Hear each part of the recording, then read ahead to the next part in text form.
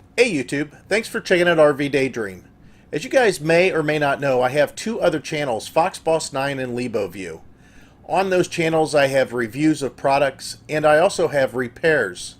Now most of my RV repairs are now done on this channel. However, there were quite a few repairs and items that I reviewed for RVs on my other channels previous. So what I'm going to do with you now is share with you one of those videos. I've been riding on a daydream. Hey YouTube, thanks for checking out LeboView. What I'm going to show you today is a quick review on something that I've had for quite some time and I've been really happy with it. As you can tell, it's kind of cold out and it's actually warmer than it has been in the last few days, but it's still relatively cold. And that kind of brings up the point. My truck during this winter months, it doesn't run that often. I hardly go anywhere with it unless I have to pick up a snowblower or something. It's mainly for the summer, and this is the way it normally sits. Covered in snow, just like the camper that the truck pulls, and it just doesn't go. I try to keep it cleaned off, and I'll take it and run it every once in a while and drive it around. But I'm concerned about the battery. So what I did is I bought a solar panel to plug into the power port inside the truck and keep the battery charged, or at least keep voltage going to the battery of some sort. Now, I did that last year all winter long, and it worked out spectacular. I didn't have any problems. However, in the summer, I had added a winch in the back of my truck to help me pull tractors and large equipment up into the back of my pickup bed. And of course the winch in the back, instead of running cables all the way to the front to the battery that was on the truck, I decided to add another battery in the back of the truck. Again, that's on my other channel, on my other videos. And I'm going to show you here. That's the makeshift box that I made. And this is one of those cheap meters that you buy at Harbor Freight. And there's the solar panel, and basically what I've done is mounted it to the lid. And this thing will keep this battery charged all summer long for me. Every time I've never had to put a battery charger on it. The little bit of sun that comes off the back of the truck or just from outside will keep this battery charged even in the coldest weather.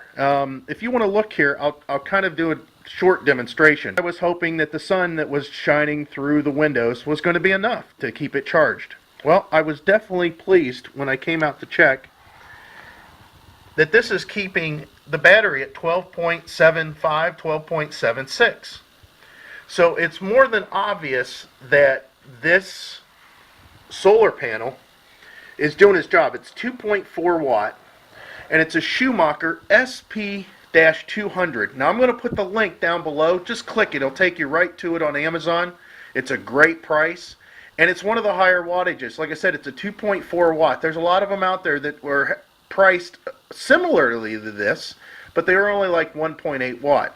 There's the voltage, and I'm going to take this solar panel and see if I put it out in the sun a little bit more, if that voltage will increase at all.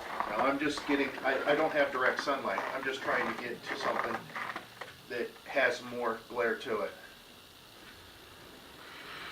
And it looks like that it's trying to jump up. Now, this is the voltage of the battery with the solar panel hooked up to the meter. So the battery, the solar panel, and the meter are all hooked together. And you can see it's climbing, and I'm not in direct sunlight. I'm just letting it reflect off my camper out here onto the panel, and there's really not that much reflection going on. You can probably see the shadow that I'm casting onto the box here, just right of the meter. And that is from me using this reflection off the camper. So I really am impressed with this and think it's a good idea if you have a situation where you need to keep your battery charged. This is the way to go. Now, this is the next thing I'm going to do. This will be the next little experiment.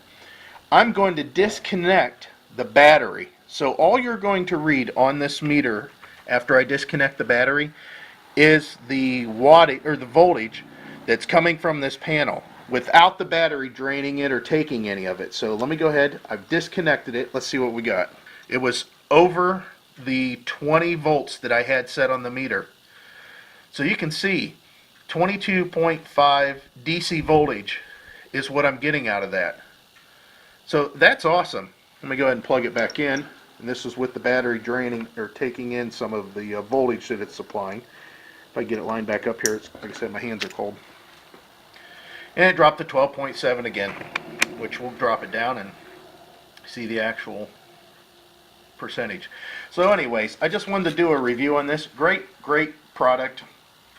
It's been pretty durable for me. It hasn't seen hardly any weather. I think it got caught out in the rain once. Okay, so the battery is 650 cold crank amp, and it's 120 minute reserve capacity. It's not very big, and actually I got this from a wrecking yard. Whenever you get it, it's going to have this quick connector to it, and this quick connector allows you to plug it into what will come factory, a couple of clamps that hook right to your battery terminals if you want to try to charge a battery directly that way. Also, you'll have a connection that goes to a cigarette lighter plug, so you can plug it into your power port.